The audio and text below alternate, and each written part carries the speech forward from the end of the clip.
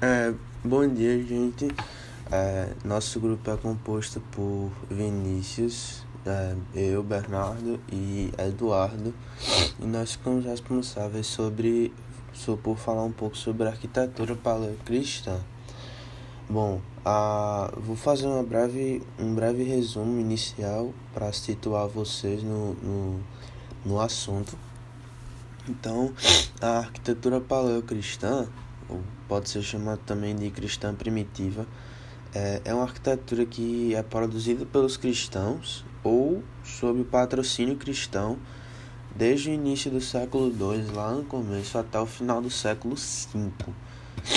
Não há construções cristãs conhecidas do século I, porque nessa fase o cristianismo ainda não estava se formando. E após aproximadamente o final do século V, a arquitetura cristã incorporou o estilo bizantino.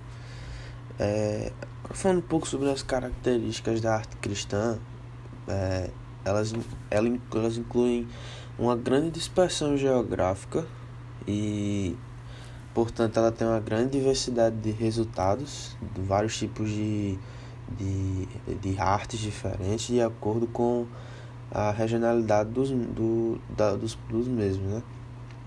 A utilização dos modelos estilísticos dados em sua maioria da Roma clássica e o uso de novas formas e técnicas estéticas oriundas das áreas periféricas do Império Romano, especial do Oriente, e também a subordinação a um novo espírito e uma nova temática cristã, né? E nosso grupo agora vai falar um pouco sobre as basílicas e sobre as esculturas e os mosaicos em que eram trabalhados. Bom dia pessoal, aqui é Vinícius e agora eu vou falar um pouco sobre as basílicas.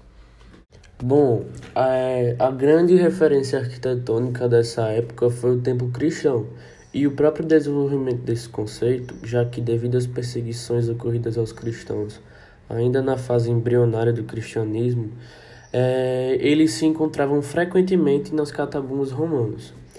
Desse templo se esperavam duas funções: uma morada para Deus, como um recinto de culto, e um local de congregação dos fiéis, com diferentes necessidades e funções. Essas igrejas primitivas adotaram um prédio comum em Roma, usado para diversos fins, que era a basílica, após a conversão do Constantino ao cristianismo. Tanto os gregos como os romanos adotavam um modelo de edifício, que eles chamavam de basílica, que seria administrada pela figura do basileu, que é mais ou menos como se fosse um juiz no dia de hoje, e era um lugar civil destinado ao comércio e assuntos judiciais, que por causa do seu tamanho e por poder abrigar um número alto de fiéis, passaram a ser usados para os fins religiosos. A planta basilical tinha a forma de cruz, como vocês podem ver aí nessa imagem, e era formada com 3 ou 5 naves, arcadas e colunatas cobertas com tetos armados com madeira. E posteriormente também foi adotada a planta centrada, que era de influência oriental, com formas circulares, octogonais ou de cruz grega e coberta com cúpulas. Bom, pessoal, vou fazer aqui agora um breve resumo. Uma basílica é um tipo de edifício, geralmente uma igreja, que é mais comum na Europa e nas Américas. E esse termo costuma ser usado para se referir a qualquer igreja grande e ornamentada, especialmente a católica romana e a ortodoxa oriental, mesmo que ela não siga rigorosamente esse estilo. Falando um pouco mais sobre estilo, se originou na Roma antiga, como vocês já sabem, e foi originalmente usada para edifícios públicos, onde os tribunais eram mantidos, e também serviu para outras funções oficiais e públicas. E a basílica estava localizada centralmente em todas as cidades romanas, geralmente adjacente ao fórum principal.